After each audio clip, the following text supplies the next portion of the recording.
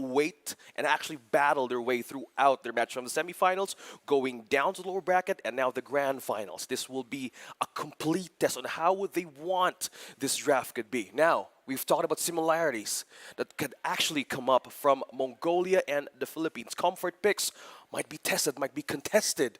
This is one way of seeing like perseverance test, yeah, and the hero pool test might be, again, be on the table. Let's check out the roster of Team Philippines, Team C-Ball, right on to our screens. We have Cannon, Saison, Archangel, Unigo, and Recutiano for the lineup of Philippines. Same thing, going in for this grand finals. Same thing, you know, and I guess if you're Mongolia, the biggest thing you want to take care of is Recutiano, right? You don't want him to just split push, man. That is, yes, that is something that you have to watch out for.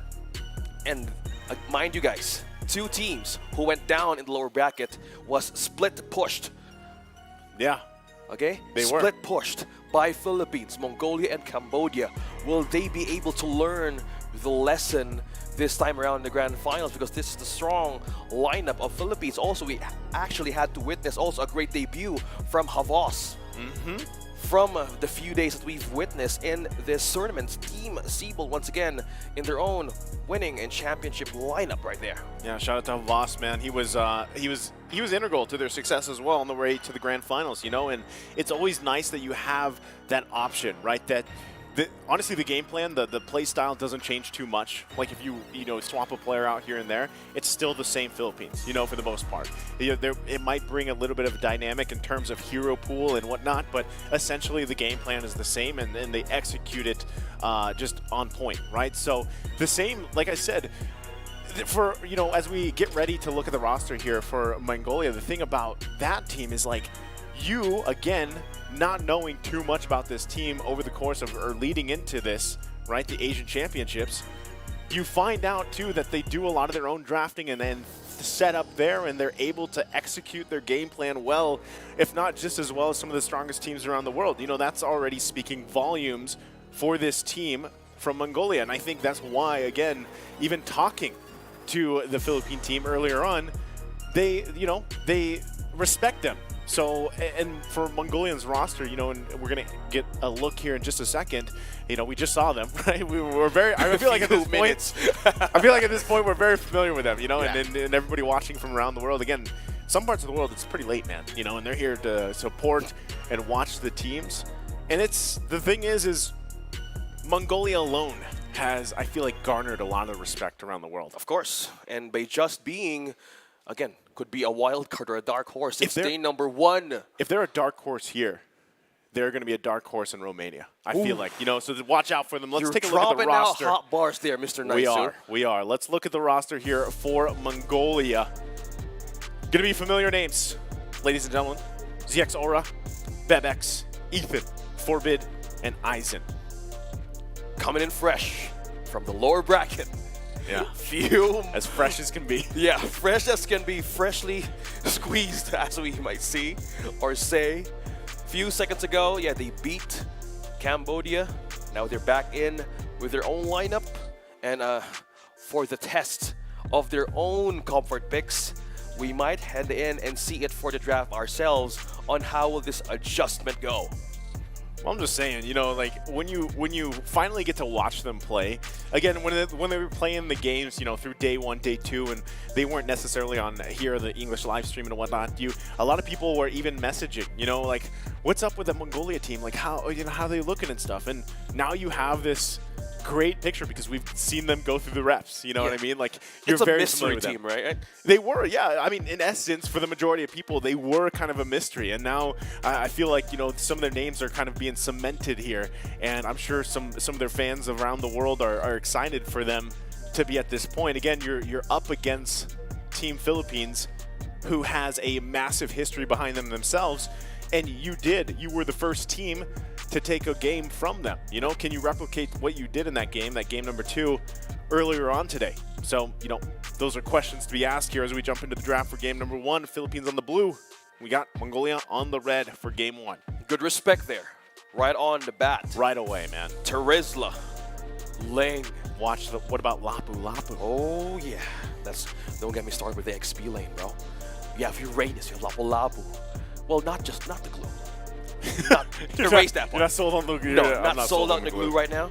Uranus, you have the Arlet, but now trimming down the strengths of Mongolia we have the Eve.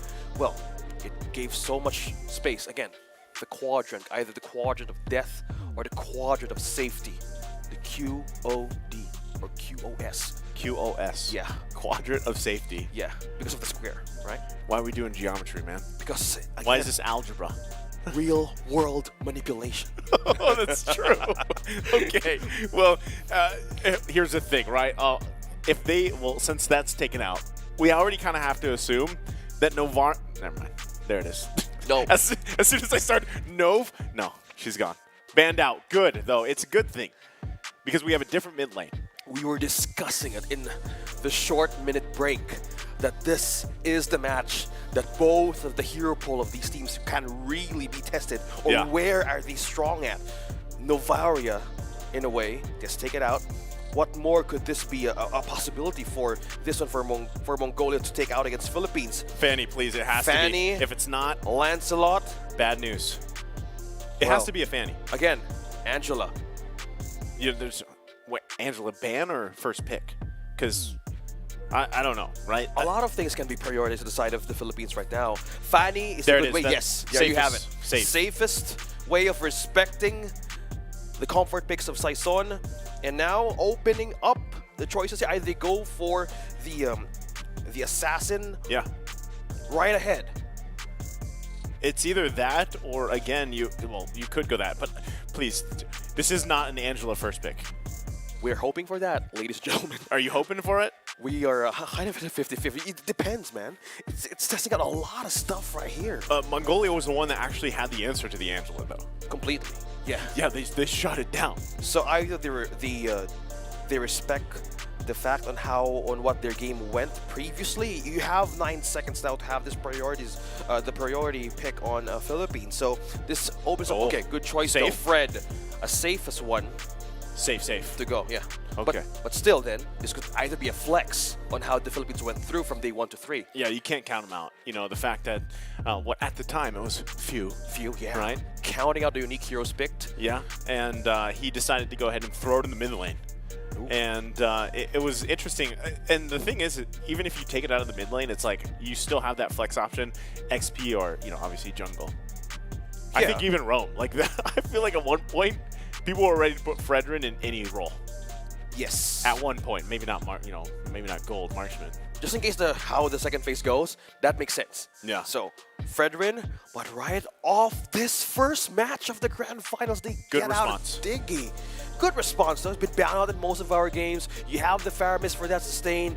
Well, yes, that's 2 members you need to worry about inside of Mongolia. Now they might answer with a good lethal burst that they have been doing. This might be Claude if they want to go that route. Recordano again. I don't know how many times he's played Claude up to this point. It's been multiple, and he's also just kind of won games that way too. So it would also be a great answer to the Cult Altar. You kind of deal with that. And most of this too, you're going to kind of want some burst because you really want to go and focus on getting that time journey out as quick as possible. Force if you can. Something out, yeah. Force it out, right? And really you could do that in kind of multiple ways. Lapu is going to be secured. Good choice. There's the Claude, right? We've learned, like I said, OSX, by day 4, we're here. Like, we know the meta. Yeah. At least for IESF. You're counting out your stats, bro. That's your pivot. With this Claude, Regotiano, and as well as Cannon back in the Lapu-Lapu. So this is one XP lane heroes that is a team of Philippines is comfortable with. Now with Mongolia here, will they secure their own marksman as well? With this kind of way that they actually might be a steal though. If they might secure their own tank for this. I'm wondering too if you want to lock in. It's still the flexibility. There it is. The Arlet. I was going to say, you want to lock in your XP lane. Because the matchup's already going to be there too, right? And Philippines took the Lapu-Lapu because they've seen what Aizen can do. And they respect it. Like, this is respect. And the fact that, again, you lock in the Claude, this is just one of those options that's like, well, no one's done anything against our Claude yet for Recutiano, right? Clean stats right onto the Claude. So with this, since there's no tank, as we've been talking about earlier, there's no way if they want that Franco out, either hooking out of Diggy or even Arlott being trapped in that, again, ultimate by a Franco. So also considering the fact that the Leslie was a big of a threat from the lower bracket, taken out on the second phase of the banning. I'm wondering if they still focus on the roam here. Last bans here for Mongolia. And even if they go for another gold lane option from Philippines, this could also make room for something surprising for us, right, in terms of gold lane options for Mongolia. But right now, yeah, with taking out the Leslie, that's fine. You don't really want to deal with that kind of scaling, that burst damage. And, for Philippines, they've got to be able to secure themselves a solid roam option. Because, yeah, you're going to have to work around, like I said, this Diggy pick. And Grok is also a pick that has popped up multiple times up to this point, has performed relatively well. And so that's a good ban. With Unigo, yeah. Yeah. A lot of ways to fight the backline. So respecting a lot of things right into Philippines. So we have the roams, you have the jungle, you have the XP. So a big of a factor now that they just want to trim down the power specs of Team Philippines can do. So last ban here, they still don't have a marksman yet for the side of Mongolia. Either they go the traditional way as you've mentioned, or they either go the route of just by using the Beatrix, or will just Philippines just let it go. Yeah, again, you still have quite a bit to kind of go through from here. And, as you get a glimpse here of Mongolia, again, it's just massive respect to them. The fact that they do their own drafting, they've got the notebook there, and if I remember right, that is, I believe it's Ethan, right? That's Ethan doing it. And the thing about that is a lot of teams that you see kind of do their own drafting, or let's say they don't have a coach or an analyst with them. They're not. I feel like they don't do things as cleanly as we've seen from Mongolia. At least off the top of my head, and that's something to be said. Is again how impressive they are as a team. And how they've made it up to this grand finals here. So I'm wondering how that'll change as they go to Romania too. But they do pick up the Beatrix, something that you can expect. This is comfort, right? And you kind of talked about this extensively, OSX, that comfort might be the answer for this team, for Mongolia, because that's kind of what we've seen them be where they were most successful in a lot of their matches up to this point. Okay. Now, they forced out Bebex to use his Beatrix by banning out the Brody. Now, this is the way of Philippines going back to their own comfort. What is the tank here? What is going to be the front line since they've taken out 2 out of Unigo, the Franco? This might be, well, Atlas is so impossible to move around as Diggy right now. Yeah, you necessarily, but no. I mean, you wouldn't want Here we to, go. Yeah. Back again. One more time. There it is. You have the Joy, a great way to dodge all the things happening that Arl can do. Pair it up with a global way of using that heal right on the do. That is the Florin going back. I was waiting for this to come up again. The Philippines. Yeah, because we already heard we already heard the sentiments towards it. Especially when we had the interview with Coach Ducky. I think was that day one or so, and they were talking about Florin and how they want to kind of redeem this hero as a whole. Well, there it is. Right now, you get the option here, and we've got ZX Aura once again on the Akai. So I feel like my biggest thing here, knowing how this has been played beforehand, is ZX Aura has to be able to be aggressive on the Akai the way you see him, for example, on the Hayabusa. Right now, it is great that you have heavy spin as a defensive option and everything like that, but looking for the lockdowns when they can around these objectives is going to be crucial. Of course, you have Final Slash as well, but technically, you don't have a ton of, let's say, burst damage, right? You've got Diggy, you've got the alarm bots, you can kind of whittle them down a little bit if you're able to land them, or at least, put them where you want to, and you have a Faramis. But over time, you're really putting a lot of stock in Bebex here to pop off, as he has before in the past with Beatrix. So those things kind of need to fall into place with this lineup from Mongolia. Let's see how they go, though. Execution will still be tested. It's game number 1. It's the first game of our best of 5, and it is the grand finals. Philippines versus Mongolia.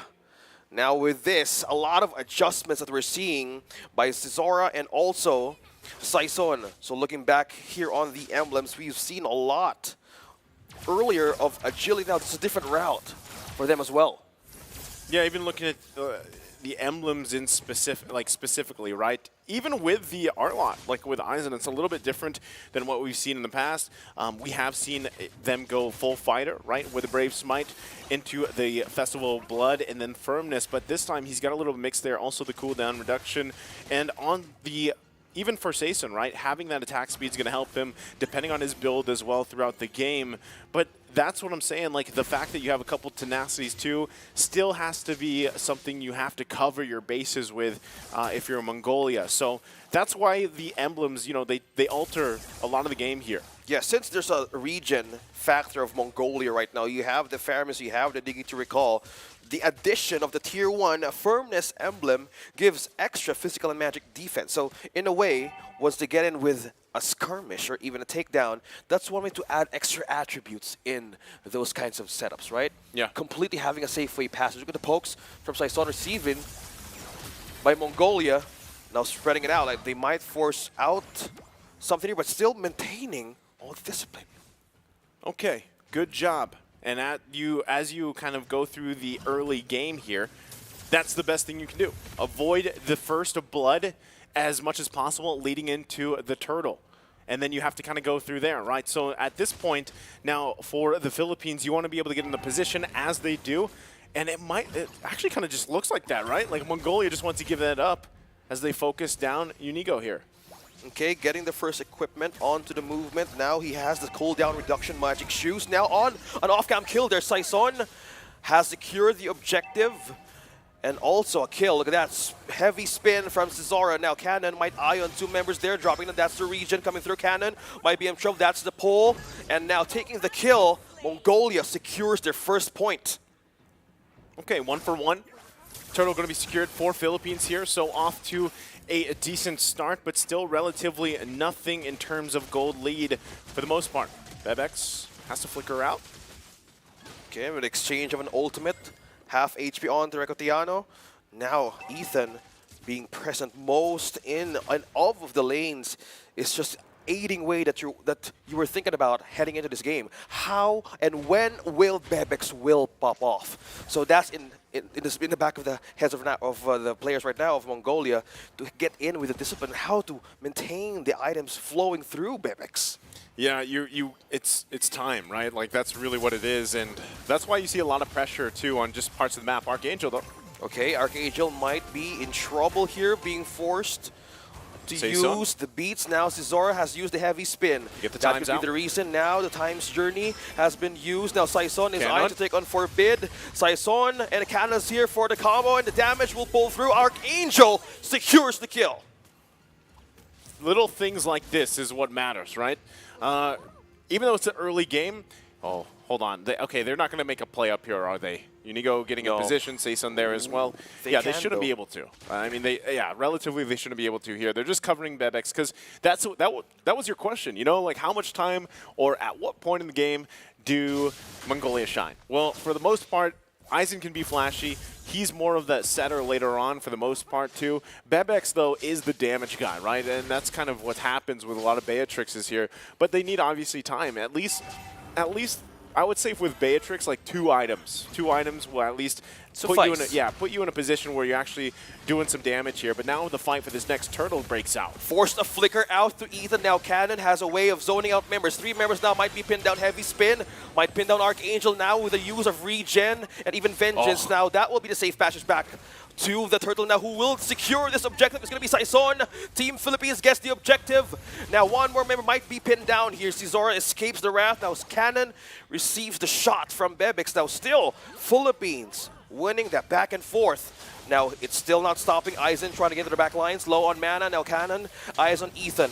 Will the time's journey and reverse time be an effective way of regenning out of Philippines now? Cannon trying to eye on Forbid. Appraiser's Wrath connecting. Saison would want to secure the kill, but it was too far of a step and damage. How many times was there like an engage and a disengage and then a re-engage back and forth? again, this is something kind of you expect, right? It's Florin basically versus the Diggy and also the Faramis. Like, you have Cult Altar, you have Time's Journey versus the Blooms, pretty much. And that's kind of what happens here. Neither team really has that much damage just yet. It's too early on, right? But right now, Philippines building a little bit of lead because of the fact that they were able to secure themselves the 2 turtles and, of course, continuing putting pressure around the map. It's just a 1K gold lead, nothing too major. So Mongolia still hanging in there. Again, when it comes to the keys to victory against something like the Philippines, this team is keeping it together in the early game, not letting things kind of slip out of your hands early on. So if they can find it, great. Now, speaking of finding, Ethan has been spotted down by Archangel and Saison. Yes, securing the kill. Ethan goes down. Archangel takes the Nice score. heavy spin. Now heavy spin, pinning down 2. Will they be able to evade this once again for a bit? And Aizen, oh, final slash onto the turret of Mongolia, safely evading that devastating burst. Philippines still managing to go out of the wrath, but meanwhile, Bebex up top, Riccardiano using that blazing duet, evades with a BMI, still safe. That's what I mean, right? Like, you lack the firepower. You had a great final slash into the turret. I mean, there was even an attempt with the heavy spin, but still, even when that happened, like, you don't have much damage, you know, and that's kind of what happens also when you put a Faramis in the mid lane position there. Yeah, you've got 2 Impure Rages you're running with, and you can kind of whittle people down, but you don't have the burst, that follow-up just yet. So now the fight for the turtle here. Good positioning. Philippines has a good way of taking this. Who secures? It's Cesara! Wow. Stealing with Smooth. a complete calculation of retribution. Well, that was smooth, right? A great final slash Butter. again. Oh, Cannon using the bravest fighter now. Reverse time. Still an annoying way to remove himself out of the possible threat. Oh, heavy spin. He's being brought down right in the wrath of force. What? To escape, still sustaining. How is he alive? Philippines still managed to secure a safe passage back with a recall. Cannon still safe. Florin stock going up. Oh no, Unigo in trouble. Oh no. Reverse time. Still One alive. more HP bar left. Still surviving, still staying alive. Vengeance, all through Riccardiano. BMI out. Archangel buys more time to zone out members of Mongolia. Cesara bounces and dodges out of that wall. Now continuing this fight for Bid. Might be in trouble. Apace's wrath now being committed. Aizen going low on mana. Now being taunted out. Unigo trying to aid on Archangel. And just keeps on going. Vengeance to final slash. Not even the trade, just continuing pokes. Look at the sustain happening right now in these 2 teams right in the mid. This is some of the longest team fights we've seen this early on, or just in general, right? I mean, the constant back and forth is insane at this point, and this might be the answer, like I said, against this sustained lineup. Okay, Ethan, just quickly gonna get taken out there. Okay, being in those state of positions, that is the macro prowess that we're going back again as the identity Bebex. of the Philippines. Bebex flickers out, being taunted at Pracer's Wrath. Damage will be enough to take him down. Saison secures the kill. Now heading in for the push. There's still more turrets left to be taken down against Mongolia, but on the other side, you're just cutting through the lanes. I'm just gonna say it again, right? I've been saying this up to this point. Get a look at the items there. But this is always that 8-minute mark leading into the first Lord where the Philippines finds a lockdown and turns things around. Archangel still alive. Wow. He's still alive. Forced out of vengeance, used the beats. Archangel with a safe way of going back what to an base. angel. And, yeah, completely safeguarded by an angel. Joy back to the base, and with just as that, Philippines secures the Lord. As I was saying, impressively, right? This is what the Philippines is known for. They will turn things around and in a matter of minutes have garnered themselves a 4K gold lead here going into the 10th minute of the game, right? Look at the lockdown. Archangel survives this like a madman. Pops the vengeance, bobs and weaves in, has the beats going, and just walks away. That was almost 3 ultimates committed. Okay, Cesara now being hunted down by Cannon. Ethan might be here to reinforce. Meanwhile, down bottom, Riccardiano going busy, pushing down. Might be another turret to be taken down inside of Mongolia. Defenders being shorted down. Kind of check it back on the map. Where is Philippines heading right now? Going on with the push from top to bottom. Right now they got to make work of this Lord. It should be taken care of rather quickly. But you can see it, right? Even Saison just patiently waiting here to cut them off if he can. Xioxora has the job to clear the Lord as he does, but they're going to lose the tier 2 here now next. Mongolia suffering for space now as that gold gap gets even further. Still, they go in. Oh, heavy spin now has been committed. He's trying to pin down one now, using it to go back to base for safety. Aizen trying to use the final slash, but look at that. Appraiser's Wrath connected, but the region coming in through from Philippines now could be a threat from Mongolia. Bebex takes down one, that's Saison. Now Philippines will back away with that kind of position. They have been trapped right into the vengeance and the threat of Aizen's final slash. Yeah, I think, again, they don't have any ultimates available right now. Well, Aizen now has the final slash, but relatively good, right? They were at least able to get a kill in Saison as he went down into the base, but that was only the first Lord, right? So you really want to be, if you're Mongolia here, you really want to get to a point where you can actually hold your own against these team fights, right? And that's what you see them doing. Even looking at the damage leaderboard, they're there somewhat, and now it looks like they want to go in the mid lane. Oh, Aizen. There's BMI connecting onto you, plus the Blazing Duet. Will he survive? Cannon. Oh, Slither survives, but Cannon secures the kill. Zora using the heavy spin to back away. Hurricane will be the one to aid him back to dodge in face of that wall. Now on defensive, the Mongolia, Philippines on the lead.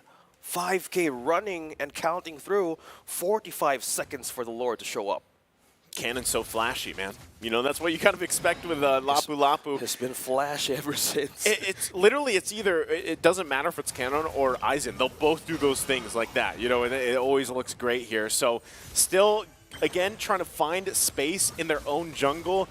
Mongolia has to kind of work around this because in 20 seconds that Lord's going to be up here and they've got to decide, do we actually want to contest it? Do we want to leave it be? Look they at the are damage. getting whittled down. Wow. Ooh. ZX Aura just taking shots from WEC23 here. Look at that peel, almost three-fourths of the HP bar dropped down right onto Zizara. Now they're on to the way of like cleaning up, gathering out resources available. Now this will be the question. Will they contest this though? Will the defense be enough? Because two flickers are still cooling down from Ethan and Aizen if they want to break out a play. And it's melting really quick here. Philippines taking out the Lord. Zora using the heavy spin. Will he be able to steal this? Who's going to steal this? Will it be the Philippines or will it be Mongolia? It's going to be Saison securing the objective. Now Ethan might be trapped in the previous fighter. Connects, stunning him out. Unable for him to even go through that wall. Now winning that objective, it's Philippines against Mongolia, pushing them back for a defense right in their base. That's tough because the idea there probably was more so for ZX Aura to just try to get it, right? Like he probably didn't want too much commitment from the team. Let me just try to get in there and see if I can go ahead and retreat away. And unfortunately, that didn't happen, and Ethan was part of collateral damage, right? So now here you are, Lord going down the bottom side, and you're up to defend. Clear-wise, they still have good clear, right? They still have decent defense, but at the expense of what? And how they deal with this Lord is up to them here as it crashes into the tower. They should make quick work of it, but they're going to lose their tower here. Saison jumps in, though. That's the push from the Lord. Now HP bars dropping down. They might eye to take on the last turrets from top to mid from Mongolia, but still they're waiting for their waves to push through here. Look at the final slash being used against Saison here, still sustaining that spam right out of Aizen. Look at that cannon just dropping down, trying to set up the pace for Team Philippines. Archangel as well might do with the beats here, but the turrets being now melted down. One hit by the minions. Now Unique has the NTQRAS possible way of sustaining the damage of Beatrix right now. Bebex right on point. Zara being stunned here, might be pulled in by Team Philippines. Now back in the game, Saison still not letting Aizen go. This is XP lane that was being slashed through right into the base. Now regenning right the way through the... Oh! Bebex takes finally the kill down, and now Cannon trying to hold on for the defense of Team Philippines. Now going back, there's not enough minions to push through here. Pushing them and peeling them back off. Mongolia still defending. Still defending. 14 minutes in, able to defend once again. That's two Lords now that they've dealt with. Now they've lost all their turrets, but they're still fighting them, you know, and that's something you're seeing. But again, one thing you constantly have to worry about is that WEC23, right? This is what he's done in the previous games when he hasn't, even if he hasn't won from the split push or whatever, he builds time up. Or he builds his items up in time to the point where then it just transitions to now he's the problem, right? And he can kind of whittle people down. You look at the items that he's got already. He's pretty much locked in. You know, he's got DHS, he's got the Corrosive Scythe, Golden Staff. He even has Malefic Roar and the Wind of Nature to help him out here. So he's full on ready to go. And it's tough to deal with if you're Mongolia because the whole time you really haven't had to worry about him too much. But, you know, now he's a huge threat in two kind of angles. It's either he's blazing duet into your team and he has massive damage, or he's pushing and putting pressure on a side lane, right? So now, as Lord comes up in about 5 seconds here, they're going to go ahead and take the resources from Mongolia. There's already, like I said, a massive gold lead here for Philippines. So Mongolia might just be better off not even fighting, you know? Find what we can. That's what you see them doing in the top lane. Yeah, pushing through. Meanwhile, Philippines has the edge and taking this Lord. Archangel using the beast out in the middle Bebek's of in 4. trouble. Bebek's going to be in trouble now. On to safety. Here comes reinforcement of Mongolia. Now Ethan falls down in the hands of Archangel. Slowly but surely targeting the members of Mongolia. Slowly being popped out. Oh, Immortality has been used by Cesara.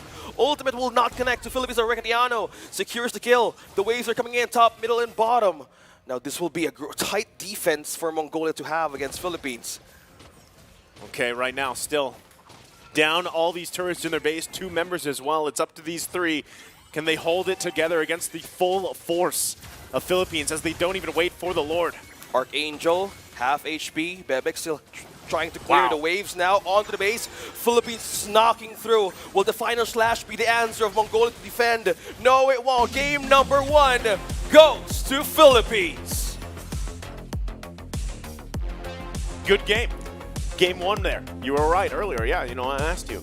And a strong showing, too. You can see how happy they're feeling confident. Cannon there. Of course, the fans there from the Philippines as well. Shout out to them. They're enjoying the match, of course, because, hey, man, the Philippines is deadly. They are, I'm always going to say this. I'm always going to say that for some reason there's just a switch at like the 8-minute, 30-second mark for the Philippines. And a lot of the teams over there do this, right? Like there is just a moment in time when they're like, all right, let's find something, and whether that's a kill, whether that's multiple, and then turn things in our favor hard, like just right now, and we get the Lord and we march in. And that's kind of the case of this.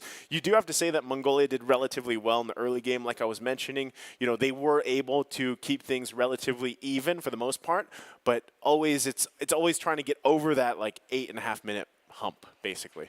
There's like an activation switch on how Philippines would respond. Again, they're up against a Diggy. In most cases, going back in their history in the Pro League, majority of their way of doing the draft is banning out a Diggy. Yeah, they didn't like it. But now they come prepared to face this. And they were expecting the fact that, oh, it might show up, because at most of our days in IESF, Diggy was just completely banned. Yeah, for the most part. For the most part.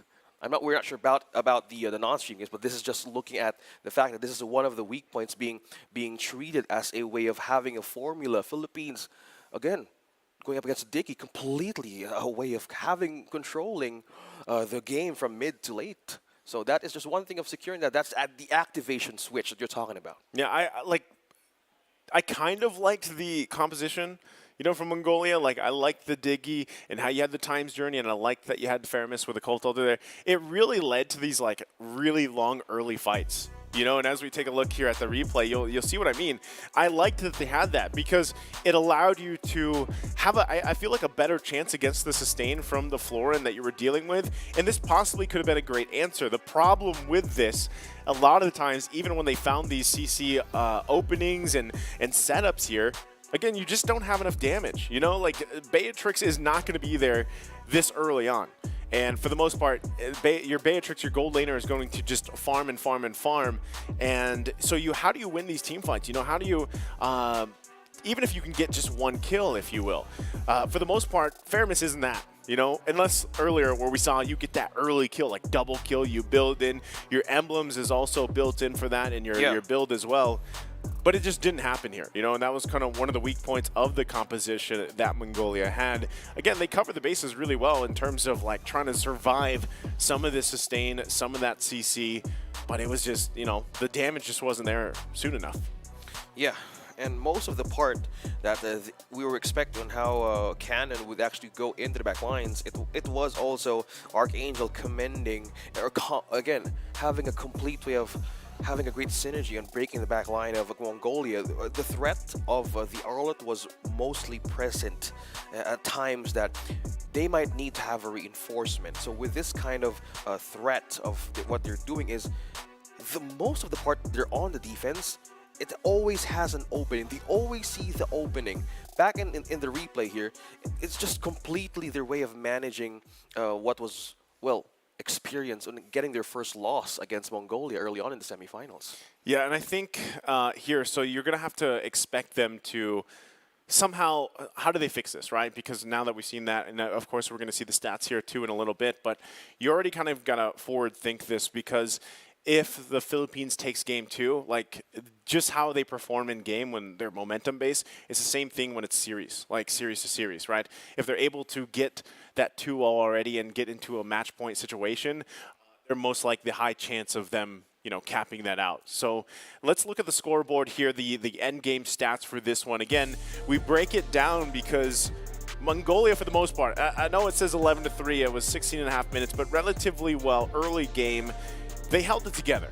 And I gotta say, good job for that. But how do you solve it going into the next game? Because just looking at this, right, across the board, man, it was tough to deal with. Whether you were dealing with Cannon jumping around, finding the stuns or the kills with the bravest fighter here, or even being whittled down with Archangel on the Joy, right? A hero who a lot of times slips through the cracks and goes through. It's either not picked or it's not banned, but it actually relatively provides a lot here for the team. And then, of course, you have Florin, right? There hasn't been an answer yet, to 100% wise anyway, to deal with the Florin. So something definitely that has to be worked and kind of calibrated here. It would also just look a lot better for Mongolia to have more of a, I guess, more damage in the mid lane.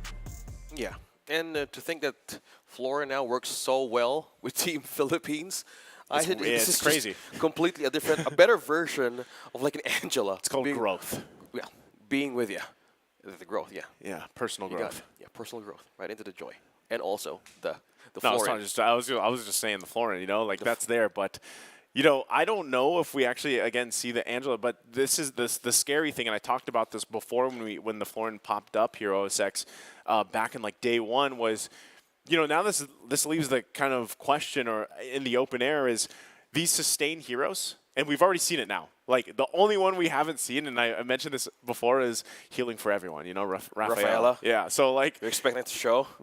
Well, it's possible though. But you're countering a healing hero right off the bat of the Philippines. So yeah.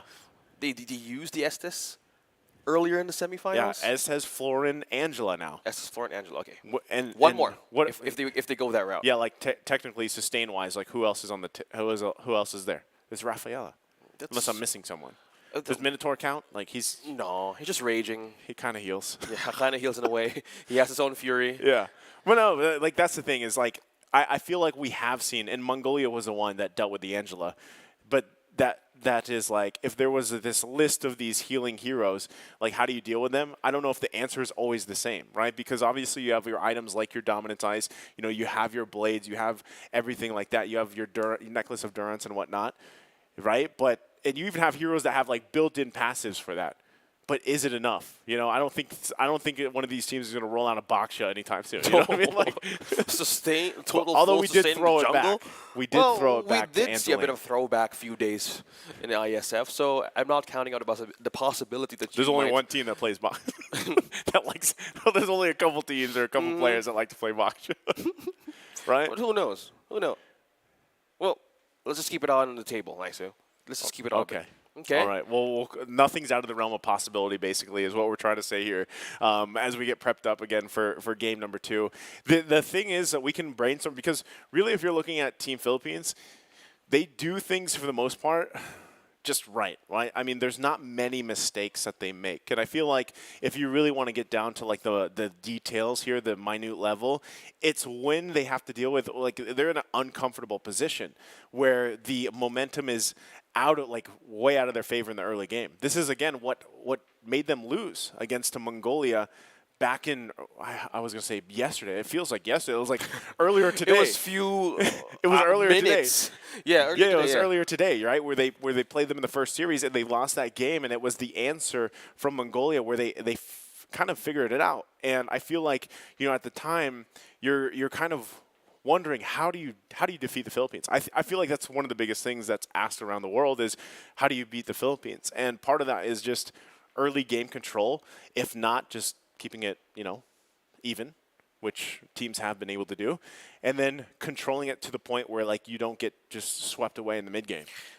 Well, maybe that is the new problem of Mongolia that might be answered. Because if we are going through your check boxes again, Yeah. Mr. Razorback, Naisu, because one thing that we might see here is if you're saying that the Philippines now has its own activation switch, and that could be the mid to late game, I say they need to have a way to counter the fact that they don't need to have this kind of gap or window that if one member loses its way throughout the mid game from Mongolia, Yeah. that's where the team Philippines capitalizes on. That you need to secure your gap in a way if you want to survive the late game, because that has been the strength of a team Seaball Philippines has been going throughout the matches, and you need to respect that in a way. So again, this is a test of how your hero pool is going, how's your perseverance going, how is your mental state going throughout of this setups that might happen. So going to the draft in game number 2,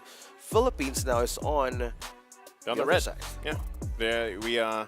We got them on the red, and then we have, of course, Mongolia on the blue. I like it. They go ahead and just take out the Angela. Interesting first ban, right? That's something that you would expect right off the bat. So Angela, we might see the same thing. The respect Which onto one? the Ling and the Fanny, and Unless this is like, we want Novaria in some form or another. it's you up know? to Mongolia if they want to give up the fact that the presence of the Fanny might exist in this game. Yes, they might take the Novaria, but are they prepared to handle most problems of what the Fanny can do? But no, you don't take the Novaria. Yeah, you just you stick don't. it down, It's, yeah. It's banned out, which is fine. Like, that's what I'm saying. You still, if you don't take it, you kind of go this banning route because you really want to deal with something in terms of like grabbing one of your comfort picks. Again, we're talking about whether that's the Terizla, whether that is the Hayabusa, right? Where we see ZX Aura being a lot more proactive on that pick. Same thing. Ethan might even want to just go and play the Estes, for example. You know what I mean? Like, Yeah, it like was, that's was what I'm saying. working. Yeah, the Ube, yeah. Eve, like a lot of these options here, and that's why I think they just went with the Angela first ban, not only to not cover with it or deal with it, but also so that they get what they want from this draft. Okay, speaking of getting what they want, so still the same thing, respecting out Saison's pool. You have the Fanny, so with the Philippines now, they might ban out the Terizla as well. How it happened in game number 1, Yeah. in their own way of like dealing those kinds of problems in rotation, since that's what they're good at. So in a macro, scaling, that's you would want to slow down for a bit. So Fredrin, well, it's a possibility that Mongolia could either take it firsthand, Yeah. and it's no surprise that they don't want that in their hands. Okay. Well, this is already a smart move, right? Take out the Fanny. Oh, this is good. Okay. Take out the Joy. So this leaves a lot open here, OSX. Like that's the game plan, because you're forcing also the Philippines to ban out certain heroes, like they had to with the Novaria, like they had to with the Fred. If they don't take out, for example, the Eve right now, then you can expect that to be picked up from Mongolia. Ooh. One of the great options, at least. Yeah, a lot of being opened here in game number 2. Just buying the draft alone, they're gonna get their hands back on their comfort picks. Okay, good ban, good read, right? So Yeah, what does this mean? What is the wow. first pick here? Okay, with this, Like Terizla would be great. There's Hayabusa, but not sure if that warrants the Philippines first pick. is opening up the Terizla. Oh. No, Uranus. Okay. They want more of that. Okay. What's the Uranus has rising stats. Yeah, in they want more of the that. XP. They want more of that. And now it's open for even Philippines to take the Arlet for themselves. Because they banned out the Joy, right? Yeah. So it was in the hands of Archangel. Again, commending another addition to his unique hero picks, this IESF. Guys, Oh, there you go. a deep hero pool. Ban out the first game. Saison takes in the second game. You have the Ling and also the Faramis on their side. Most likely, this is their own way of dealing with the XP lane being present. A lot of things might be stolen, starting from the marksman. Now Mongolia, Bebex, I'm gonna get one of those. I wanna get a Claude for myself. For Bebex. Yeah. Yeah, well, in essence, man, it's still a viable option. Like I said, you know, if you want to go ahead and if you can't shine in the early game, you can still shine in the late game, or at least mid game. And that's what we're talking about with specifically against the Philippines is how do you get to that point? And Claude is one of those heroes that can do that, because if you have to fall back on the fact that you just need to push, then, you know, so be it, because it works great. And not only that, but dude, there you go. Wow.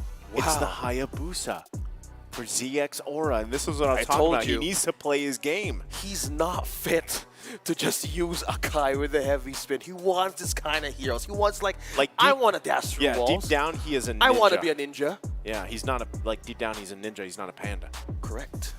He wants There's nothing wrong with that, though. He wants more buttons to press. Yeah, because, you know, which fits for him. The most success that they've had is when he gets to play this Hayabusa. That's what I've noticed. You know?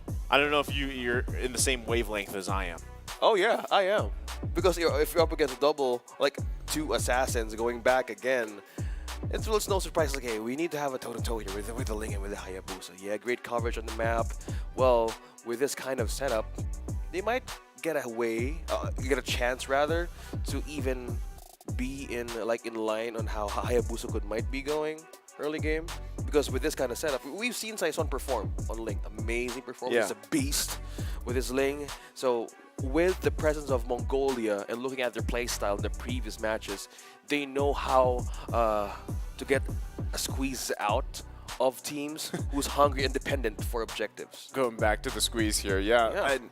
I'm wondering too if Mongolia wants to go ahead and just ban out for example, the Esmeralda, just because, you know, they don't want to deal with counterplaying into this Uranus, right? We could just see the Eternal Battle pop up here once again.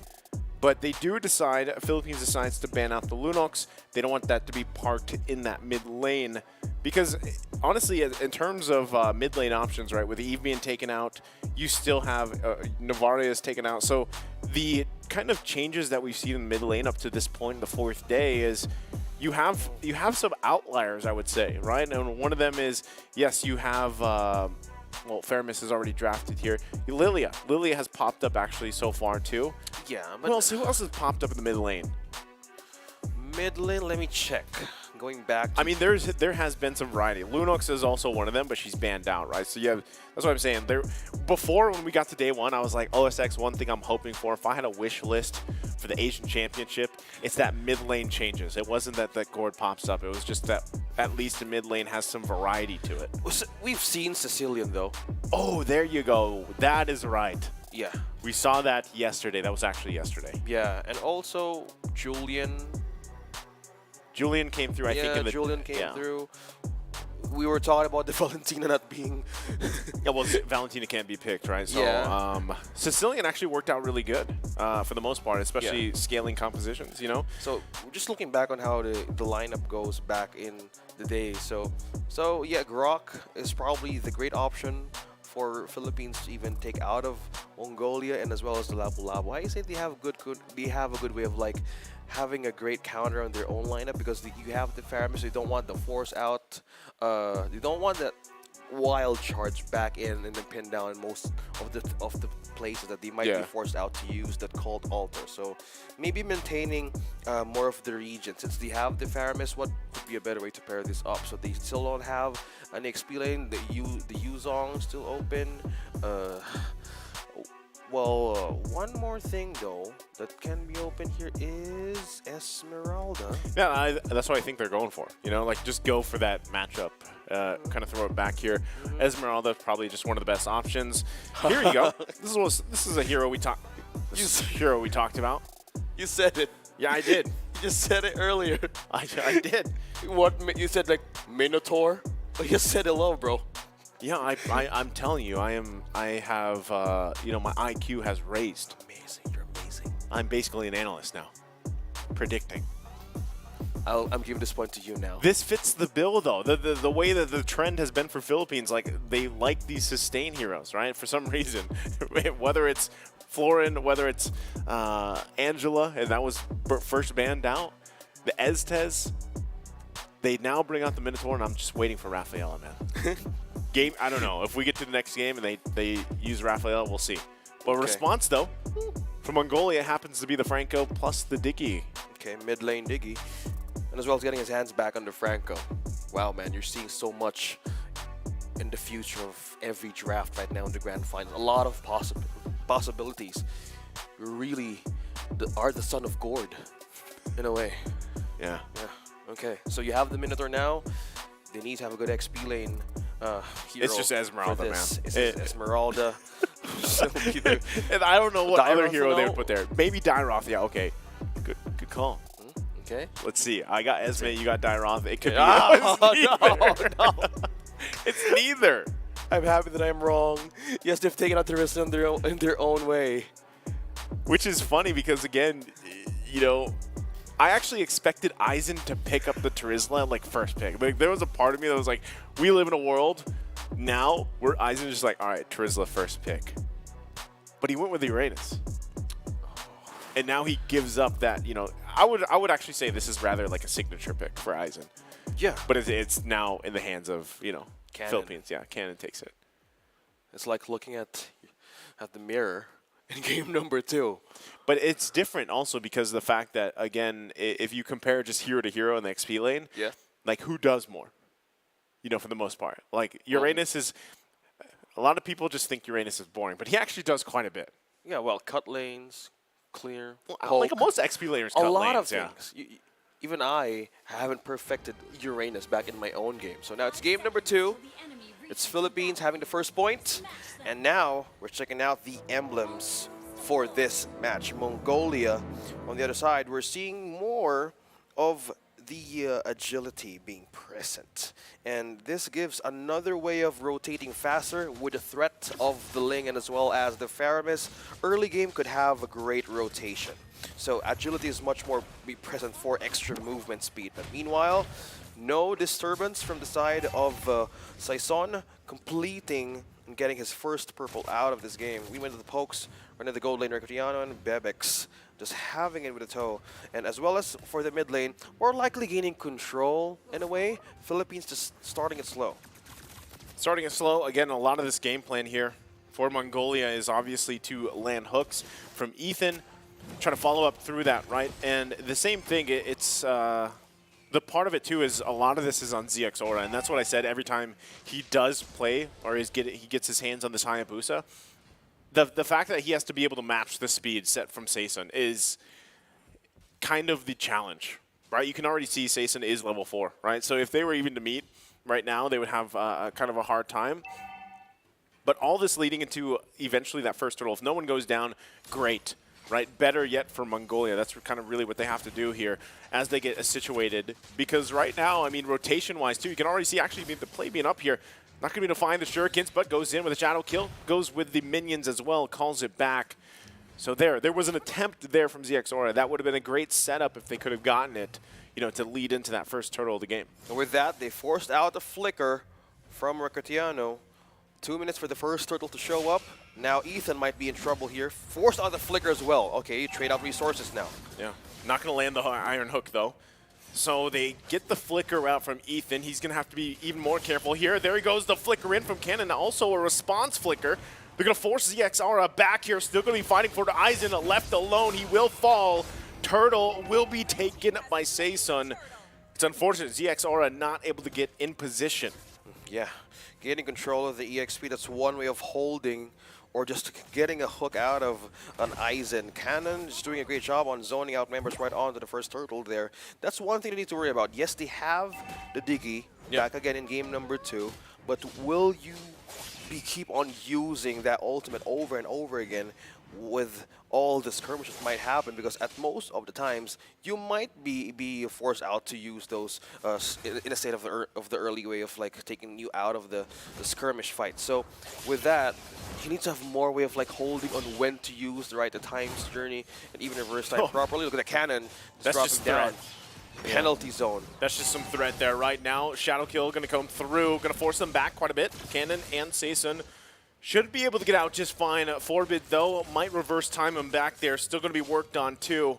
Cannon quite low, about a hit away. A couple shots more to go. He's quite tanky. but Aizen will finally get the kill. And meanwhile, in the river here towards the top, they still go. Ethan going to be in trouble, trying to get away, won't be able to, gets jumped on by Unigo. So a lot of trades here across the map. Yeah, Minoan Fury just right on the bat here, draining out away for Mongolia just to escape. Meanwhile, fight continues to happen. Forbid falling down. Saison secures the kill. Cristiano in trouble.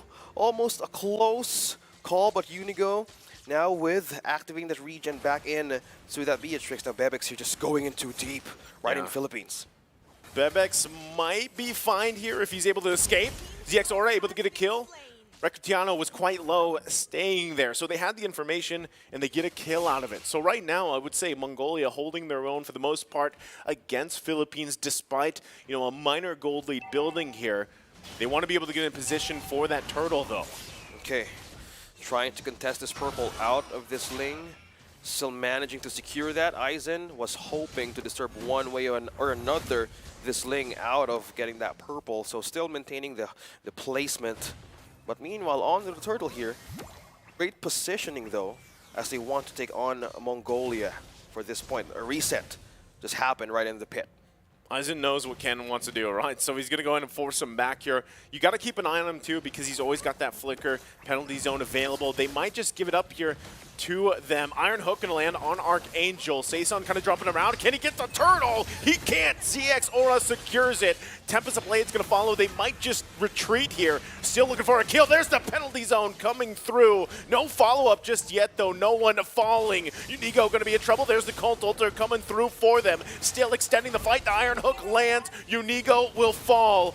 Meanwhile, waiting patiently is Recutiano. Can he get the pickup kill? Still going to be looking for more. ZX Aura cannot escape with this. As much as he tries, he will fall.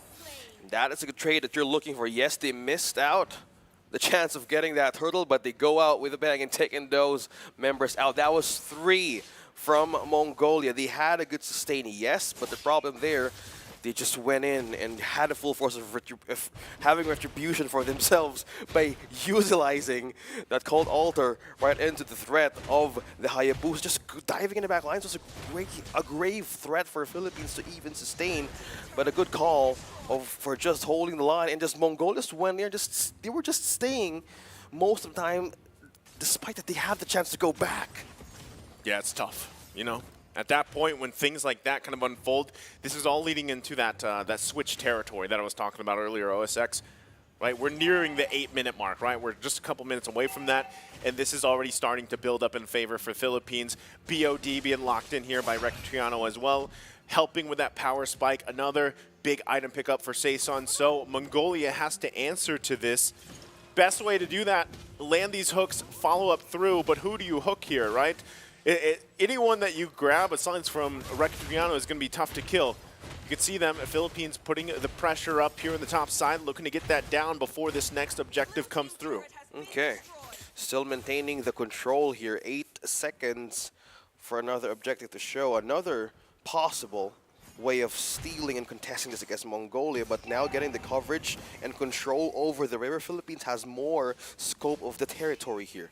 So with this, they might have a good angle. Yeah, it's melting down quickly. Yeah, I think they're just going to take this. Yeah, there's no contestation there. Saison grabs it. That's the second turtle of the game. So still furthering the little lead that they had a little bit more. Turrets will be taken down, though. So for them, at least, there was a push, right? ZX Aura tried to do his best, just getting what he could, because they knew that they couldn't really contest that turtle. But at this point, like I said, they have some time, right? They have some time to lead in and prepare themselves for the Lord here. And the best thing they can do is find these hooks if they can and look for these moments. ZX Aura, like I said too, if he can grab these somehow, some way, find a kill for him before that Lord comes up, that'd be great. He's got to scale into this Hayabusa, into that mid-game, late game. Yeah, speaking of mid to late game, either way, Unigo has a lot control over the river that might be, in a way, being nested by Forbid with his own way of, like, getting vision. If you might want to be in a problem, look at almost half HP onto Forbid, but just talking about him, he's really struggling to have that vision for the side of Mongolia. Yeah, I was saying, I would have loved to see Mongolia pick, more of a damage-based mid lane option, but you know they obviously have a plan here with this Diggy, and you can feel it though. They're kind of lacking in decision making here. Saysun though already going to get the times journey out. Tempest of Blades to follow through. Forbid will fall. Unigo going to jump in, forcing Bebex back. He's cut off from the team here. Still going to be going. ZX Aura able to grab a kill against Unigo, but the shots are going to continue. Bebex is in trouble. Hook going to land, but it's too late. Cannon cleans up the kill. Still a good way of Philippines winning that team fight. And it keeps on happening right in. Oh, look at that chase. I was about to expect something there from, or even against Saysun. Now going with the progress that they have, they're going in for the push with the clears here. Now gaining control. This is the mid-game spike that you're telling about. This is the switch. It's the switch of Philippines that we're looking forward to happen. Now with this, Mongolia needs to have eyes on who is going to be the target inside the Philippines. Who is going to hook? Will it be Recatiano or will it be Cannon or will it be Saysun? Now, who's going to get this Lord? Okay, ZX Aura is going to make his way up here. He's going to be way too late though. Lord just given up in the hands of Philippines. So Mongolia now on the defensive once again, still trying to hold on to that tier 1 turret in the mid lane. Malif Garor also being picked up here. He could possibly look for a pick. Knows he's going to be working on that purple buff. Unigo, though, going to spot him out in just a second here as he gets the knock up through. They still might chase him. They still might force this situation. Going to take quite a bit. Aizen trying to buy as much time as possible. They did park Bebex up as the top lane as well to deal with the Lord here. The push through. Still in the mid lane, gonna go for penalty zone. Nice hook, iron hook from down under. Saysun will follow up, though the Colt Ulter's there too. Turret gonna fall, there's the Tempest of Blades. He's in trouble, he will fall. Bebex. Ethan is out, double kill for Rectiano. Still gonna be looking for more, lines up the shot. Forcing them back here. Here comes the shadow kill, and Archangel will be taken out, but it's a triple for Rectiano. On a streak and on a push. Minions pushing in with the Lord up top. Philippines winning that outlast battle right on to the setup that Ethan started, even for Aizen sustaining the fact Saysun versus Cesara. Now the base being opened up for the Philippines. A hook right into their own turret. Cannon survives onto the regen, but Saysun takes another turret down bottom. A lot of things happening. This is truly the switch. Yeah, the switch was flipped, you know, where now it's 10K, nearly 10K. That Philippines is up. And pace and momentum obviously in their favor. Mongolia just kind of trying to find what they can, really. And it gets increasingly harder to find the moments you're looking for. Let's take a look at the items here, exactly how it's breaking down. Again, this is 10K gold lead for Philippines, giving them a big favor in terms of these items. Yeah, so looking back on how will they defend most of the lethal damage and bursts right on to Philippines, we see Dominance Ice, we see Oracle present for the Uranus for Aizen to even hold most of the soaked up or what damage that he can have for his team. But to think that the Roamer also might have 2 Dominance Ices present from the Uranus and as well as, well, for the Diggy, mostly it's on the burst side, right? So they can rely on only for 2 members to be in the front line. So either they slide through the Philippines backline defense or even have a good set. So it's dependent on how the hook can land perfectly by Ethan. And he says he has been doing it perfectly, but as of this moment, they need to want that tear. They need to want to have that tear down. You need to want that good hook out. Oh, he was trying. ZX got it, I believe. Like he went in there with the Oogie Shadow, and he was able to grab it, but Bebex in trouble. He's too far. Yeah, gonna get cut off. This is the downside, right? A lot of times you're just trying to scrap and get what you can for the most part. Trying to keep yourself in this game from it getting even worse. Basically going from bad to worse. Now 12.5 minutes in, the next Lord is up here. You're probably gonna see ZX Aura try to park himself here, you know, trying to be in position, but this is definitely gonna be checked here by Archangel and the rest. Rectiano knew it as well. The thumbs up comes out. The clash here comes in. He goes back, though, able to dodge that penalty zone. Meanwhile, Lord's still going to be worked on. Saysun will grab it, secure it, as ZX Aura falls eventually. So Philippines still just dominating around the map. 6-1-1 onto this Beatrix. Cesara once again attempted to steal that Lord, possibly for a defense, but now it's just pressure. Pushing through Mongolia, letting them out of the base, baited them out to use. Look at that, Sniper might would not want to connect. Knows the damage. They're going to push through. Under the turret they go. They get the Time's Journey out. Tempest of Blades as well. Turret will fall, though. Not sure if we see Philippines go back in. They're happy with the objective as they get prepped up. Still Lord coming through the top lane. Just one turret taken out from Philippines. Now the score is just nearly even. A high start from here. 13 kills, 13 points. Now how will they defend this? Who will they target? A hook of Ethan right now is just needed. And it's so crucial for him to make the play. And serving up the base. Unigo, on the other hand, starts the Fury. The Fury's going to go off here still, forcing ZX back. Lord going to be worked on, though. That's exactly where they want it. Should still be able to hold on a little bit longer. Aizen be in the front, the bulwark of the team. And just like that, Philippines, they're not going to be able to get that middle turret just yet unless they can push in with this wave. It's got to be cleared out. Ethan hooking the minions, both waves pushing in and bottom and top. Now the mid turret will fall here. Philippines fully exposing the base. Minions doing the work. Top to bottom, now they need that kind of security up against Philippines. Now we've seen moments that Zizora might keep on diving the back line. With this threat being present, we've seen Immortality now present in Cannon. And for even Recatiano, we have the Winchant present. So he has physical damage immunity just in case he might be the first one to go or be the first one to be targeted by this Hayabusa. In a way, they have the insurance secured. Meanwhile, there's the jump. Okay, Aizen going to get pulled here. Should be fine, has the consecration available to him too. Should regen most of it up. Rest of the team kind of patiently waiting. Again, looking for any win they can around the map. It's going to be space, right? They want that tier 1. But they got to be careful. Looks like the Philippines going to find a Forbid, gets a shot, and just like that, wow! The lineup, goodbye Forbid. He is gone here. A couple shots more, double kill for Recutiano. That is tough. You knew that Philippines was around that corner, and they decided to stay. Yeah, talking about denying the way of getting yourself back in your base. Aizen, in a way, trying to clean and clear more waves here, but the Philippines rise on the base of Mongolia right now. Waiting for the waves here. Top and mid. Down 2 members for now. The flicker comes through with the penalty zone. They're looking to end the game here to get to match point. Still trying to hold on, though. Mongolia holds on for a little bit longer, but the crystal's going to be worked on. The Bloody Hunt comes down, but it's not enough. Philippines takes it to match point.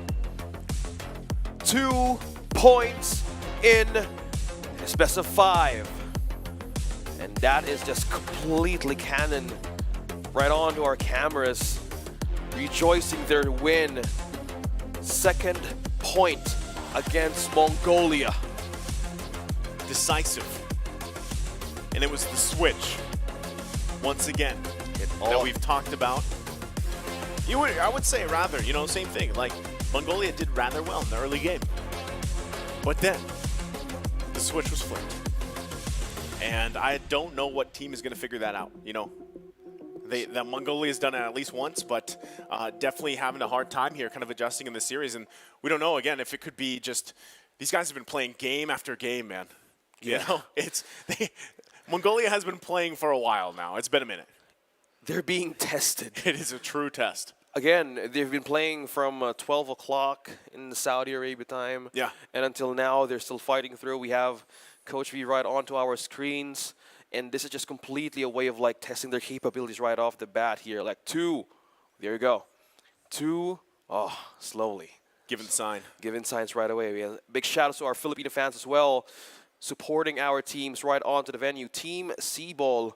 We also see the fans of Mongolia as well. Yeah. Just game number 2. There you go.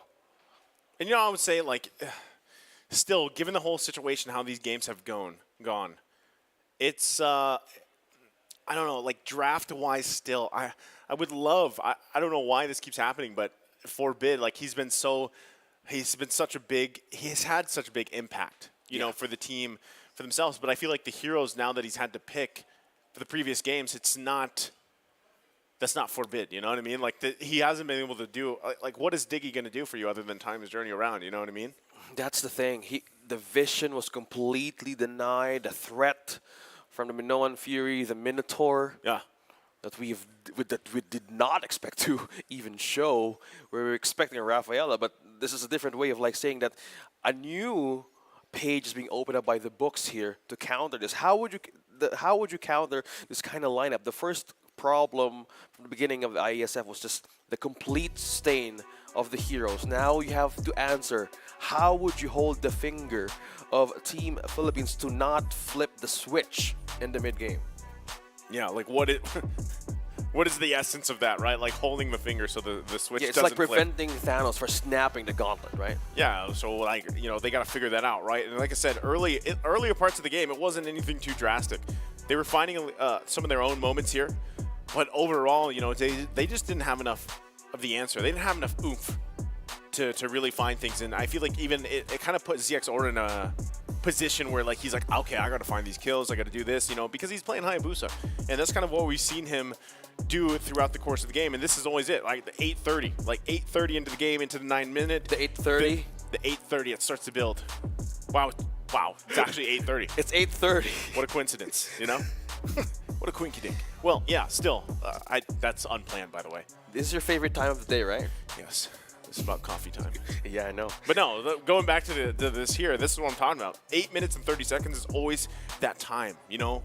Into crunch the ninth time. minute, yeah, where for some reason, Philippines just go ham. And that's exactly what happens. And I just feel like even some of these positions that Mongolia found themselves in was probably a combination of like just trying to find any type of win that they could around the map, and not only that, but probably even the fact that they're probably the fatigue might be settling in. You know, we can't speak for them, but yeah, we can't.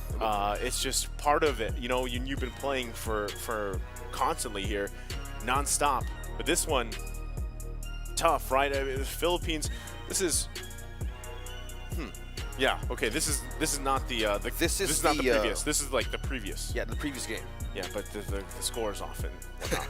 But to break down a bit on what happened in that point in the game, we were expecting how the Hayabusa would really be a great option for Team Mongolia. I think it was, yeah. Yeah, we've seen him perform. We have seen Cesar perform in his hero. He's amazing with it, but he was trying to have this way of like, how will I penetrate through the backline of a Team Philippines? There's so much way of like, once you go in, you get blocked by the hammer of the Minoan Fury, you get knocked up in. Yes, you are Hayabusa, but there's a lot Was of... that the debut, by the way? Catch. That was. For the live stream, right? For the... Minnow. Yeah, of course. You were counting out the Rafaela as right, possible, right, yes. yeah. And now you have the Minotaur So I'm ready on for the Rafaela. list. Okay, one more. One more. I'm ready for it. Rafaela to show up in game number 3. Yeah. Okay. Count out all the support heroes that you have, man. No, but like in essence too, Minotaur worked great. And I feel like, you know, if you've been watching some of the other tournaments going around, even before we got to this point, even after the emblem, you know, the emblem changes happened and everything, for the most part, like Minotaur Rome kind of worked for some teams, and some teams it didn't. Yes. In a way that Novaria Rome worked for some teams, and sometimes it doesn't. It pairs really well, for example, with, you know, Eve, right? But I feel like still Minotaur now sits in a relatively good position, you know, and not only serves as like this tanky kind of front line, but the way that it works with Minoan Fury, and you have kind of that knock-up as well, and you provide a lot here, right? So something that kind of I expect would be to see more Minnow, not necessarily maybe in the next series, unless we see kind of adaptation from Mongolia. But, you know, it's kind of hard because if you're thinking about it, when they're going through the draft and everything, and they were first pick, you know, before, and they decided to go with what? Uranus, you know, and I'm not sure if that was probably the best scenario for them. You could be right by just Mongolia just taking up the Terizla themselves, just to pair up with the Hayabusa. The thing that you need to address against Philippines is they have a way of having a health regen one more time. They forced out a lot of ultimates in the side of Philippines. And the one way to answer was the region of the Faramis, and also with the knockup of the Minoan Fury. In a way, they can hold on, or they can hold off those kinds of damage burst from a Hayabusa, but the follow-up there was missing. Yes, the press of the Franco was a big of a threat in any way that they're being hooked in enemy territory, but it's the way of like, yeah, we just need to outlast and outplay the sustain. And by that, even for the damage, it wasn't even like enough to be in par once they get a setup, once they get a poke out of the Philippines, right? Yeah, and so like if you're trying to kind of consider what could change here for game number 3 as the players get ready. It's good to see, by the way, Mongolia still smiling, of course, after everything they've been through today. Being in high spirits is very important for them, and they should still be proud. Like I said, the dark horse of this tournament, and now in the grand final, made it all the way here, right? Of course, and relatively putting up their best against the Philippines. Now, they did take a game from them before. They should be in a position where they can do it again if they can replicate that. And I think a lot of this, again, always comes down to the draft. That's why we talk about it and harp on it so much, is just because it really is that chess game, right? And now with Philippines on the blue side, they're going to have that first pick. So if you're Mongolia, your idea is, okay, we got to be willing to give one of those priorities up. And this could change their bans a little bit here. But essentially, what you want to do is have two solid options, two solid options for you to trade for. Now, they're not going to get their hands on the Turisla, which is fine. Yeah, take it away. Yeah, Completely. take it away. Yeah. They're on first pick, though. So we might, well, depending, 50-50, we might see the Angela if Mongolia won't ban it right away. Opening up the Heroes of Sizen is quite a bit of a gambit, don't you think? The Ling, the Fanny, and then they ban out, on the other game, Uranus. Well, they need to take it up for themselves, or either they steal it against Philippines. So with the priority here of Peach that we saw in most of the games, it has been Angela. Or even Fredrin. Well, depends on how this ban goes. If it's still the same thing, it might. Or maybe Mongolia would want to ban that out for some reason. So let's see how this goes. The Varius out as well. Maybe okay. Going through the standard checklist here for Mongolia. Got to take out that Fanny. I'm just wondering too, in terms of how they kind of draft and they do this a lot by themselves is, in their idea, like how do they deal with this? Like for me, it's also mid lane. Like you need to have a better option in the mid lane for you. The fact that Philippines is taking out the Novaria really does kind of narrow things down for them. And I think that's what we're seeing, right? I would actually just like to see them pick up a Farsa if they could. Oh yeah, we kind of forgot about that fact that Fardita was not even in the options of these two teams can get. They're still going with the Uranus. They were forced, might even to use that for the XP lane. Again, we've seen good games for the Uranus. And Faramis, how are you seeing this, Mr. JC? I am seeing it. I don't know if I agree with it though. You know what I mean? Like Uranus, I get just because in a sense, it's like one of the safest places you can go because he is just so tanky. You know what I mean? Like even if you're having a hard time kind of finding your footing in the game, you can at least go 1 versus 3 as Uranus and buy time for your team. Hopefully the setups and whatnot. But Fairness in general, the Cold Altar again, you're probably going to get a response here. Claude's might just go in the hands of Recutiano again to deal with this. You already have the Appraiser's Wrath, which actually eats through the Cold Altar as well. So you necessarily don't even need the Claude, but I wouldn't be surprised if that's not what's locked in here. Again, trading things, Lapu is going to be locked in. Solid choice. And they go with the Grok, so they don't pick up their marksman just yet. They've got the roam covered, they've got the jungle, they've got the XP, right? And I feel like, I don't know, there's something about this first phase from Philippines that makes me think there's some surprise coming. Speaking of surprise, we've seen comfort picks back in the hands of Unigo and as well as Cannon. Amazing game 1 with his Lapu and as well as, again, we're happy not to see again the Angela. Again, the notes now back in the Philippines prioritizing this Fredder is much more a way of like flexing in a way. Since they have more ways of having it used by either Archangel or even, their own, junglers, I saw it. So, just looking back on the options here, there's so many flexibilities that Philippines has right now. Yeah. And they go in with their marksman first, knowing the threat of a Grok is already present. Getting the carry out for this one, well, still a good way to answer, but that could be in the later stage of the game. They might need a good way of rotating quicker up against Philippines this time.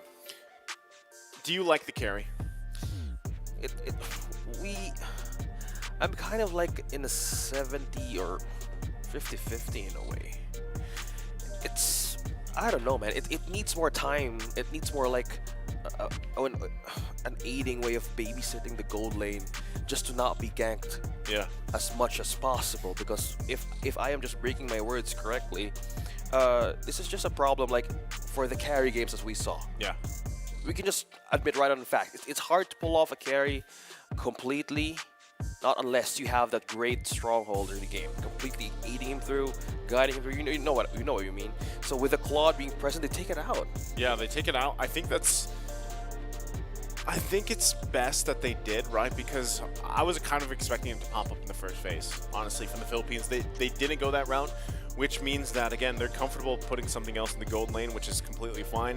You still have a couple options as well. You know that you're going to be facing against a carry. We actually saw even great performance from Melissa earlier today, you know, so that actually ended up working out really well. But taking out the Claude really isn't too detrimental to what probably the Philippines wants to do with this lineup. Biggest thing for Mongolia is, like you said, you know, carry takes definitely some time to get there. You know, so does most marksmen, but carry specifically. And then again, you're kind of working against a little bit of a short range on your attacks and kind of working through that. And with this initiation factor already from the first 3 picks of the Philippines, that would worry me.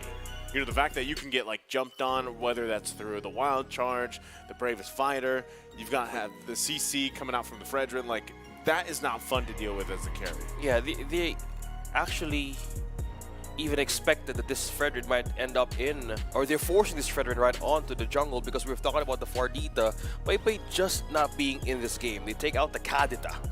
The Farsa is still present though, but the members of Philippines right now has more flexibility in using Fredrin where could he be placed. But with this kind of Bandi Akai, they're forcing out Mongolia. They're forcing out Cesar to just go with the assassin picks. Yeah. The ones that he likes and what he does best. Yeah. This is I don't know, like, are they forcing him into the Hayabusa again? Like, is that what they want him to do? Or at least one of the other options in terms of utility junglers? Because they take out the Franco. Which technically wasn't even that, you know, wasn't that deadly to deal with anyway. So I just feel like in terms of jungle picks here, we got to see if Mongolia, what they have in the tank, you know, for ZX Aura. The fact that now you're not going to see him on the Akai, yes, the Hayabusa is open, but does he really want to go that route with this already lineup that they have? Because we saw how hard it was for him to actually find entry points, right? Like you mentioned. So it might be better off if he just goes for a utility jungler, which, you know, I don't know if that's for him, if that's going to be the Martis, right, off the top of my head. And I think that's something that you really have to consider because objectively is where, there it is. Wow. Man, I am. It's good. It's kind of like I've eaten very well today. Really? You do? Yes. I'm happy for you. I'm living off desserts, man. And amazing food. We met a caster. Shout out to Nawaf for the espresso. Yeah, thank you for the espresso, Nawaf, and also our caster in a different game. Yeah. Who's also given advice on take the desserts first. Yes. Well, it's kicking in very well. I know they're out there waiting too, you know, enjoying the food. But as we get ready for this final part of the picks, you can already see that the Martis was locked in, like I said. So that leaves up to the question here. Exactly what do they want? Is this Faramis mid lane, or is it like a roam Faramis? Like that is still there. It's so hard to tell. But with the lineup of Philippines, we know that this is a gold lane. Lunox, we've seen also Regaliana use the Brody most of the matches, so they're sticking with their own strengths and comparts right here onto the draft. So with this, we will know the final role of this Martis. So will this be a roam? Will this be a jungle? For me, it's more viable being the jungle. Yeah. You think? So we don't want to see like kind of like a Bane kind of, well, being used in a jungle in a way. Yeah. So this might be a great way. So yeah, that answers the question, Mr. Nicio. There's no way that this March is gonna go through to the Rome, and Cesara is opening another hero here on this draft. So Lolita back with Ethan, and I said this is also a great way of like having or gaining control to give the bridge through the carry to be their late game or their walking winning condition. Man, I feel like I'm time traveling a little bit. Like, isn't this how they won that initial game versus the Philippines? I'm trying to remember right. Did they have the Lolita? And that's when they got the nice 3-man Newman on Blast, and then it essentially led into having double kill for this Faramis in the mid lane, and that's really when things kind of popped off early. So they might be just looking to replicate that. Oh. If they can. Okay. But, you know, obviously the Philippines also is going to learn from that, and we'll see. Will 2 times be a charm for Mongolia? Or will this just Philippines making it through their own signature? Ladies and gentlemen, it's match point for Philippines in this game number 3. Will this be the last match of Mongolia to be on par with Philippines, or will this be the final game that Philippines wants to take in for the championship title in IESF Asian Championships? They're going to have to take us to a game 5. It's only proper, right? But right now, as we take a look at the emblems just real quick, nothing too crazy out of the ordinary or anything like that. Like I said, a lot of this might be on Forbid to actually provide a lot of the damage. He is running the Impure Rage. He's got some tenacity too. Look at the aggression though already actually early on here. Early visit from Aizen as well as Forbid and Ethan trying to eye on Archangel right in the mid in a way that Aizen is trying to divert attention to the Philippines, trying to get with the slowdown process early game. They know how they want to give the window for Bebex here. Okay. Well, going back to it, right, the thing about this, too, is I like there's a little bit of change here, even with the Fredrin parked in the jungle for Saesun. He is running with the Quantum Charge. We've even seen this in terms of having the Concussive Blast, right? But this time, they feel like their bases are covered for the most part, too, right? You also have Unigo here having that Concussive Blast on the Grok. And so far, from what we've seen, at least through, you know, up to this point in day number 4, is a lot of success with Grok in the roam position here. So still, both teams kind of just poking at each other, trying to lead into that, always that first objective is a turtle, right? If they can get that numbers advantage, great. But one of the big things is Ethan needs to hit that level 4 and hopefully, like we said, replicate that setup that he's going for, because we know that Philippines is going to try and get this one if they can, right? You can already see them transitioning down. Ethan's going to get spotted out, though, so that's not going to happen this time. Wall right in with the Philippines. Now, who's going to get the first object onto this game? Cannon has eyes on Cesaro. Who is going to get the first hit, but now Retribution will be used. Saesun secures the first objective. Now it's fight all over. Newman on Blast. Flicker. Would not connect. Archangel secures another kill. Sara falls down. Another off-cam kill. Ricadiano falls down as well. 1-1. Now fight continues to break. Unigo as well. Aizen secures the kill. Now Cannon and Saesun going for the reinforcement. Archangel falls. Forbid. Appraiser's Rod will connect damage onto Ethan. Now Forbid is going to go away and try to resist the damage, but one member left behind Aizen. Saesun versus Cannon. Oh, he missed. He missed. Still on a safe passage back, giving it a thumbs up for Saesun and Cannon. That would have been great, right? Aizen able to survive that. He should have gone down, honestly, there, but still survived, so great job there for him. But still, you know, 2-3, a lot of action there in the last minute. Still relatively even across the board economy-wise. So, but yeah, turtle win in the hands of the Philippines, right? Mongolia, though, just hold it together. Solo kill, though, for Bebex is huge on this carry, able to take that in throughout the game, and it might also just make Ricadiano hesitate a little bit more. Also picking up the corrosive Scythe this early on is already, like I said, a great start to Bebex as they continue to put pressure in the mid lane. That's the shield being deflected against Philippines. Now Newman and Blast, will it connect? No, it won't. Resource has been used. Ethan trying to get a handful of members out of the Philippines. Meanwhile, up top, Saesun as well eyeing on Bebex, but he felt something out of the bush was moving from there. Yeah, he got the information he needed, right? So we're now to the point, 30 seconds away for that next turtle. They're going to get in position. ZX Aura this time too, you know, the fact that he died early on, wants to be in a better position himself, which is going to have to rely on his team. You can even see still pressure on Bebex. They don't want him to get out of control. Like I said, he had that early kill. And so at this point, Bebex's job is just to farm up. Hold on. Okay, now being caught up in 3. Flicker forced out of Unigo, half HP, able to regen. Second turtle is up. Aizen, eyes on position, eyes on placement. What is the border control here? Cannon trying to hold on to Ethan, not getting into vision. Who's going to be taken down in Philippines? Meanwhile, Cesara would have eyes on this turtle. Who's going to get this? Oh, Retribution right away. Cesara secures the turtle. Now Aizen has eyes on Unigo with a block with the wall. Saesun secures Secure down, and Onigo with exchange 1-to-1. Aizen, off-cam kill once again. Bebek's down up top. Now Aizen, Brilliant's out for Archangel. Saison trying to get in with a reinforcement. Ethan doesn't have the ultimate to counter this, but look at that damage pulling through, being pulled down by the Shadow. Stampede of Forbid. Now one more member here trying to hold on. Look at the sustain coming in from Aizen. Appraiser's Wrath won't be enough. Still exchanging all with the skills and pokes right there. Nice, Sue.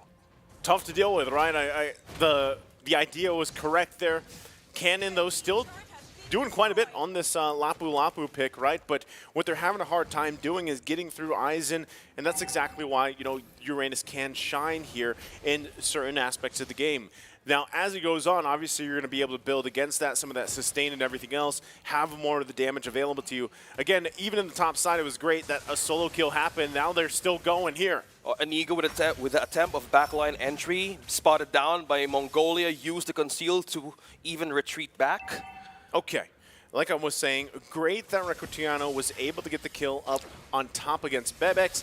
So they've kind of evened things out a little bit, right? Also, Brilliance being popped here to survive. Look at this. This was the off-cam kill. A nice solo kill there, right? Torn apart memory to clean it up. Take some damage himself, but ultimately going to be just fine. How can they transition here? Speaking of transitioning, mid lane would be the target here of Mongolia. Look at that, spreading out the damage from the ultimate of Recutiano, holding on to the seconds as the second turtle might show up here, still holding through even the lane. No turret being taken out of the Philippines. One from Mongolia up top. Aizen trying to get away of zoning up members of Philippines. Just how he has been doing for the past games with his Uranus. Oh, that's wild charge. That's a wild charge. Will he be able to sustain this? No, he won't. Recutiano signs the deal and take it down. One member out of Mongolia. Ooh. Meanwhile, Cannon trying to forbid him out of that space while the turtles being set up by Philippines to be taken. Ethan, on the other hand, has an ultimate. Will he be able to get a setup here? Wall being let go by Unigo, but Cesar in the way won't. Wow, he takes and it. Now he gets the turtle out of the Philippines. Now one way or another, Ethan takes on Archangel, but look at the damage coming in from Recutiano. Will he be taken down? The Battle of Mongolia, no, they'll be falling down. That's a double! Taken down by Philippines. Through. Now flicker through. That is just completely damage from Philippines, not letting one escape. Triple kill for Recutiano. This is scary now, right? 5-1 at that 7-minute mark. Gold's still relatively okay for the most part, but waiting to get to that switch here. Aizen now, gonna get crashed down on. 3 members should be able to get away just fine, but they had an idea. They had him in his sights, but he is okay. Hold on, they might still go for this. They find the stun with a wild charge. He goes through the wall. Torn apart memory was already committed, but still could be ZX Aura in trouble. Now he goes through, trying to grab something. Can't do it, though. Still, his team wants to back him up. Appraiser's Wrath going to fall down, too. Bebe X might be in trouble. Trying to get away. One bolt comes through. Archangel finds it. 4 members. And they still hold on. Completely present Ethan as well as Aizen as well as Forbid. Can they hold this mid lane turret? Just sustaining a wall being served up. Taunt right into Saison. Archangel looking for an eye to burst down one. Still an even. Going to escape this one, splitting up the defense up top and mid. Okay, as we find ourselves almost at 8:30, right? It's almost there. It's almost the Best switch time of the day. And you can see already that gold lead starting to build, right? This is usually the time, it's 2-3K ahead maybe, and they're looking to put pressure on the map, get the space they need, and they're doing it here again in the mid. Ethan going to be in trouble. Colt Ultra going to be committed, forcing Forbid back. Ethan falls. Bebe X just has to watch. Sora, we've seen him try to even infiltrate or ambush Brody from behind. And it wasn't even... there was some sort of hesitation coming through right now of Mongolia. There was a perfect way of catching with the Mortal Coil and the Ashura Aura, but that was 1 millisecond missed for a great comeback ambush. Now this is the prime option here, prime time to take this Lord first one in the game. This is exactly what Philippines like to do. It doesn't look like Mongolia wants to really contest this unless ZX Aura can make something happen like before. First one to go, it's Aizen. Recutiano secures the kill. That's a godlike onto this marksman from Philippines. Now, who is going to get this Lord? Will it be Mongolia? Will it be Philippines? Yes, it's Saison secures the way of getting that objective. Now, another pin down. Ethan might not escape this one, but Archangel making it a double right away for Philippines. And now that's an objective, and that's 3 members down out from Mongolia. There we have it, 10 minutes in. Gold lead up to 5K. Lord going to be marching down the top side. Tough for Mongolia. They have to be able to defend this. Their defense isn't amazing in terms of composition. They're going to have to really hold on here as their tier 2s are taken down, left with the base wild charge. And now connecting onto 2. Bebex now escapes the possible wrath of escape. Now Sora in other way. 4 members. Oh, you're right, nice. How will they defend this? How will they force everything out? Whew. Oh, almost HP gone out of Aizen. Now Lord pushing through up top. Makes its way there. This is defense once again as ZX Sora has to be careful. He's half health here. Ethan goes through, trying to block much of the damage and does it successfully. Still holding on. They've got to hold on to these base turrets. It's still too early in the game. It's match point for them as they fight quite low here. The initiation comes through. And now Cannon looking up for the back line of MGL. Now being stunned right in front. Criano secures another kill, leaving him more way of farming through members of Mongolia. Now being stunned. That was 2. This might be the counter that Mongolia is looking for. Ethan on the other hand, deflecting, trying to hold on to damage. That is the Usher. Oh. Not connected to anyone, but Criano secures 1 more kill out. 2 members. Man, 10, 1, and 3. Having a massive lead on this snowball for this Brody. That is just, it's not what you expect from a Brody this early on. 11 minutes in, he's got 10 kills, right? It's well, how did that even happen? That's what Mongolia is wondering. And they have to deal with the damage being put out here. And even if it's just a couple marks, the torn apart memory hurts so much, and he just picked up the DHS. Let's take a look at the items here in just a second on how this is happening. I mean, 11 minutes in, there we go. You can already see it. He is where exactly he wants to be, right? He's got the Blade, he's got the Malefic Roar, BOD, DHS. He is online and ready to go. He's probably going to build 1 more offensive item just because he can, unless he decides to go for a little bit of defense. Conceal play going to be committed. Eyes in the target. Oh, now eyes on the target and eyes on the prize. He might be trapped here. 4 members present here from Philippines. Will he be able to escape and sustain this one? Saison is eyeing to even block him out and even escape this one. That is 4. Riccardiano gets the kill 1 more time. 11 kills onto this Brody. Aizen trying to hold and take down that turret, but it's not going to be much of an effect right now. 12 minutes. Defense is a problem. How would you even get in the protection of Philippines has right now? In a way, they're trying to clean up waves. Wow. Completely melting it down. Melted. In few seconds, Archangel secures another Lord. Nearly 10K at nearly the 13th minute of the game.